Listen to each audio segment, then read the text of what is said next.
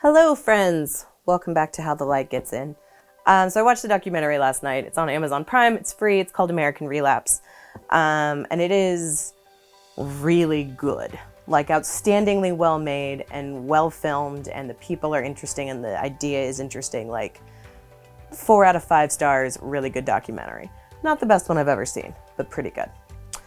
So American Relapse follows Ali Severino and Frankie Holmes for one weekend.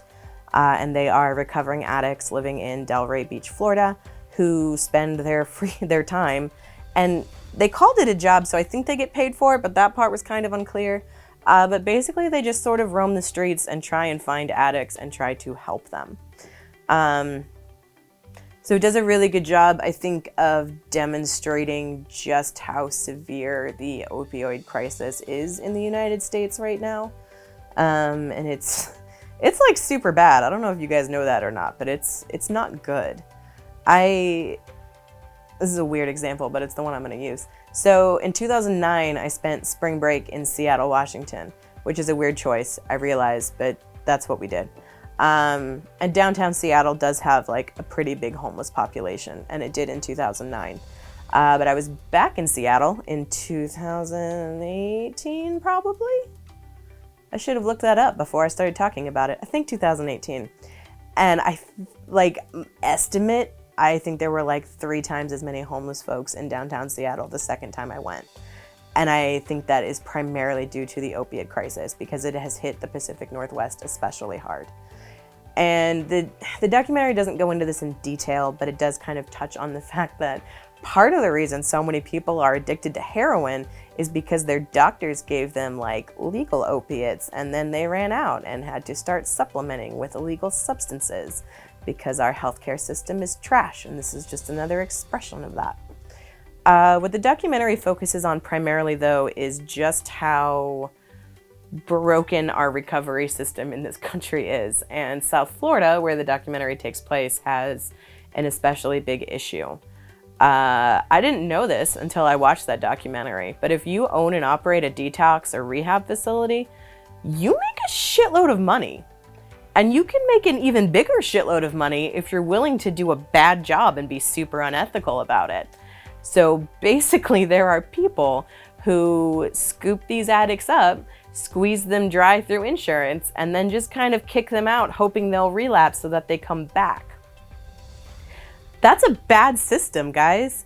And I don't think I need to explain to you why it's such a bad system, but it's bad, man. Like, I've been like really angry at America lately, and the longer this COVID nonsense goes on, the angrier I get. And I'm gonna try not to get into it because it's not like my area. But every time I come across some other aspect of why we're doing a terrible job of taking care of our citizens, that anger kind of like amps up and makes me lose my train of thought. The other thing that I thought this documentary explained really well is the cycle of trauma that addicts find themselves in. And I assume there's research on this, but I didn't do it because I tend to keep these like response videos fast and loose. But as I have said many times to you, 90% of addicts have trauma histories. And the lifestyle that goes along with being an addict creates a lot of new opportunities for additional trauma. And so you see these addicts who started using because of trauma, and they continued to use because of that trauma, and because they're piling additional trauma on top of the original trauma. Because there's no, maybe this is a weird thing to say, but I'm going to explain it in a minute. There's no safe or healthy way to be addicted to drugs. Enter Portugal. Weird segue, right? Yeah. So the documentary doesn't talk about this at all, but it's an idea I've been really interested in for about 10 years now. So at the beginning of the millennia, is that what we call it? Like 2001-ish? Portugal had the worst drug problem of any country in the European Union. They had the highest HIV transmission rate, the highest rate of drug-related arrests, the highest rate of addiction. Like, Portugal had a lot of problems. And Portugal was handling their drug problem the same way that we in the United States of America are handling our drug problem. We treat it as a criminal issue, and we arrest people for possession and send them to jail and then release them, and then they reoffend and we arrest them and send them to jail. And we do that over and over again until they die, because we don't have a system in place to help addicts stop being addicts. So Portugal looked at what was going on in their country, and they looked at the system they had in place, and they did what Americans are really bad at doing, which is admit that they had something wrong and needed to change it. And so instead they stopped treating drugs as a criminal issue. Portugal did not, or they, words are hard. They decriminalized drugs. So if you were in possession of less than a 10-day supply of any substance, you were not going to be arrested. If you were dealing or trafficking, like, yeah, you were gonna, like, they were coming for you. But if you're just like a guy who had some crack on you, like, you're good to go, which is brilliant.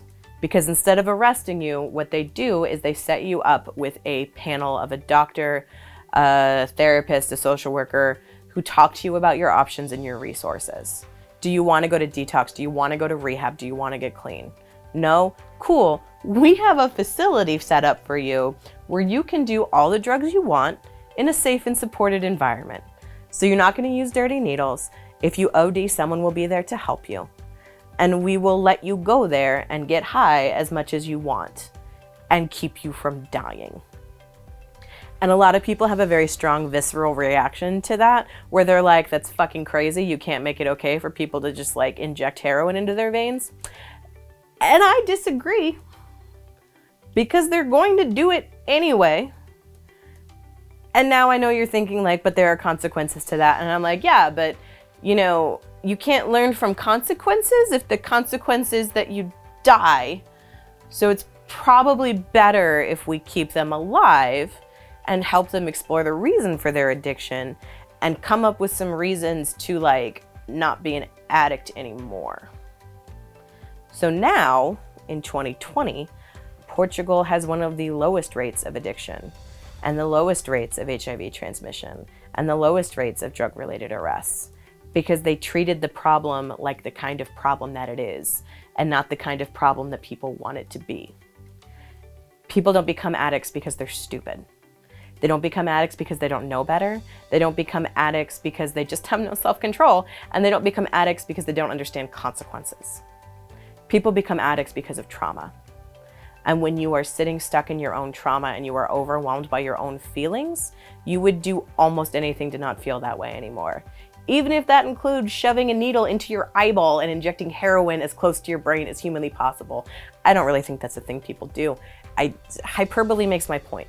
The point is, here in the United States of America, which we love to call the greatest country on earth, we're doing like a super terrible job of dealing with the problem of addiction.